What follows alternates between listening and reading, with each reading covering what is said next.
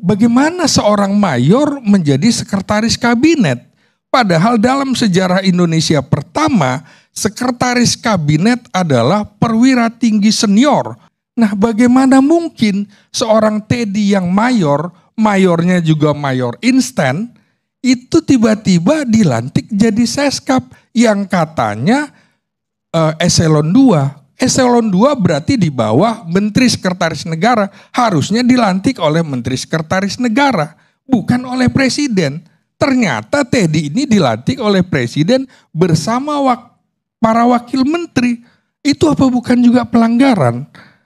Tiba-tiba dipaksakan lagi katanya sekarang diumumkan bahwa Teddy itu seskap ditempelkan di sekretaris militer. Loh, bagaimana mungkin gini?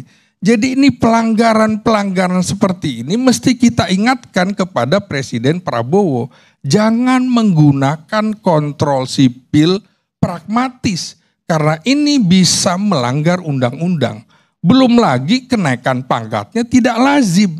Untuk menjadi letnan kolonel ada urutannya. Ada yang 18 tahun, ada 21 tahun, ada 23 tahun, ada 25 tahun. 18 tahun itu kalau sudah di Kelapa II dan Seskoat. Ini tidak Seskoat, tidak di Kelapa II, tidak Seskoat. Yang berarti harusnya dia menunggu 23 tahun, bukan yang 18 tahun. Jadi Teddy itu berhak menjadi letkol nanti 2034 karena dia lulusan Akademi Militer 2011. Jadi menurut saya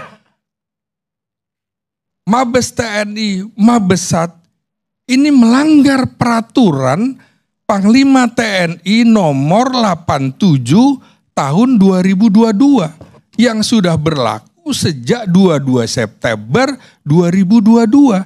Kenapa itu ditabrak? Mengapa kemudian pakai kenaikan pangkat reguler percepatan? Kalau percepatan itu tetap ada syarat-syaratnya.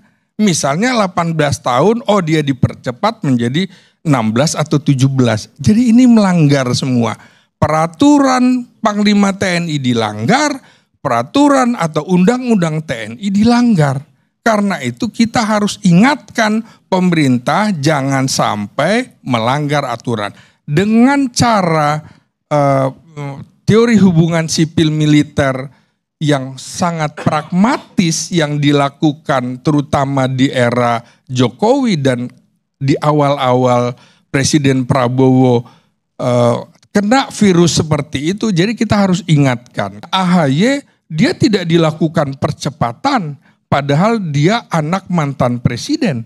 Kurang apa dia menduduki posisi komandan batalion yang tinggal berapa bulan lagi dia menjadi letnan kolonel tapi dia pensiun. Jadi pilkada Jakarta Februari 2017 padahal 1 April harusnya dia sudah menjadi letnan kolonel. Gentle, mundur. Yang begini-begini harusnya Teddy tahu diri gitu loh.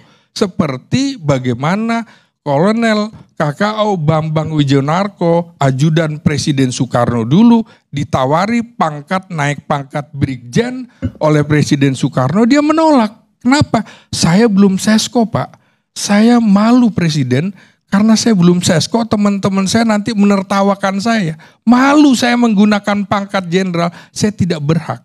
Karena di dalam pendidikan ada yang namanya bertahap, bertingkat, berlanjut.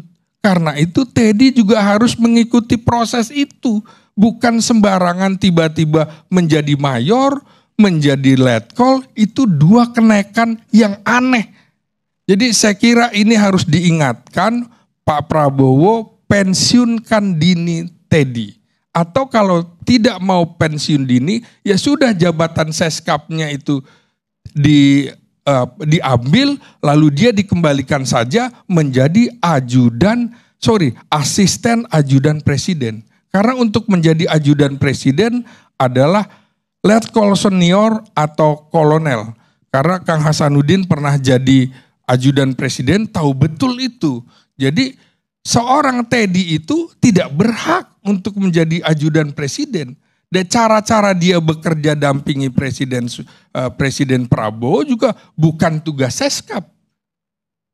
Bukan tugas Seskap gitu. Jadi Seskap betul-betul tidak pernah dia kerjakan, itu layaknya betul-betul masih seperti asisten ajudan presiden.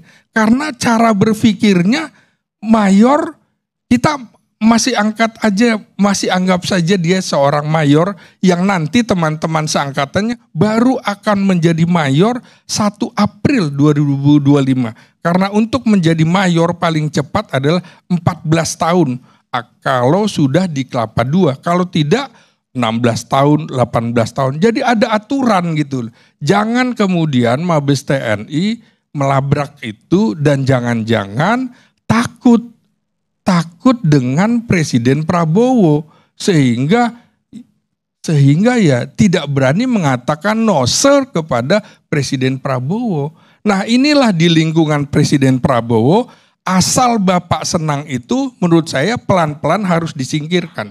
Karena kalau tidak Presiden jatuh. Bisa jatuh wibawanya. Dan kasus Teddy ini juga jelas akan membuat demoralisasi prajurit dan juga moral prajurit juga akan jatuh. Pesan saya terakhir adalah silahkan gunakan kebijakan itu harus mengacu pada Sabta Marga. Sabta Marga yang pertama, kami warga negara Kesatuan Republik Indonesia yang bersendikan Pancasila. Apakah sudah mengacu pada sila ketuhanan yang Maha Esa pada saat membuat keputusan itu atas nama Allah Subhanahu wa Ta'ala? Apakah kemudian sudah sesuai dengan kemanusiaan yang adil dan beradab? Kasus Teddy tidak adil dan tidak beradab. Apakah kemudian juga akan menguatkan persatuan Indonesia? Tidak akan membuat TNI solid, malah terpecah-pecah dengan kasus ini. Apakah juga sesuai dengan kerakyatan yang dipimpin oleh hikmah kebijaksanaan? Tidak mengambil hikmah, tidak bijak. Apalagi sila kelima, keadilan sosial bagi seluruh rakyat Indonesia. Di situ juga banyak ketidakadilan bagi prajurit. Terakhir, marga ketiga. Kami kesatria Indonesia yang menjunjung tinggi kejujuran, kebenaran dan keadilan. Apakah keputusan soal Teddy misalnya itu jujur, itu benar, itu adil? Silahkan resapi kembali para pimpinan TNI dan juga istana. Demikian, terima kasih.